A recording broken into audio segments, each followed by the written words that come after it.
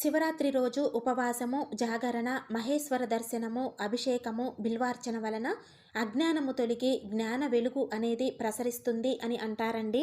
ఎవరైతే భక్తి శ్రద్ధలతో మహాశివరాత్రి రోజు పరమశివుణ్ణి పూజించి ఉపవాస జాగరణ దీక్షను ఆచరిస్తారో అటువంటి వారికి శివ సాయుధ్యం లభిస్తుంది అంటారు. మహాశివరాత్రి రోజు జాగరణ చేయటం వలన సకల పాపాలు తొలగిపోయి పుణ్యగతులు ప్రాప్తిస్తాయి. మహాశివరాత్రి రోజు నిష్ఠతో ఉపవాసం ఉండి శివ సహస్రనామము, శివ పురాణము, శివారాధన పారాయణం చేసిన వారికి మరుజన్మంటూ ఉండదని శాస్త్రాలు చెబుతున్నాయండి. మహాశివరాత్రి రోజు శివునికి సంబంధించిన స్నాన, ఉపవాస, జాగరణ, అభిషేక అర్చనలు చేస్తే సకల శుభాలు కలుగుతాయని చెబుతుంది శివపురాణం. ఈ మహాశివరాత్రి రోజు శివ పూజ, శివాభిషేకం ఏ విధంగా చెయ్యాలి, అర్ధరాత్రి నిశితకాల పూజ ఏ విధంగా చెయ్యాలి, ఈ రోజున ఎటువంటి నియమాలు పాటించాలి అనే వాటికి సంబంధించిన వీడియోస్ మన ఛానల్లో షేర్ చేశానండి.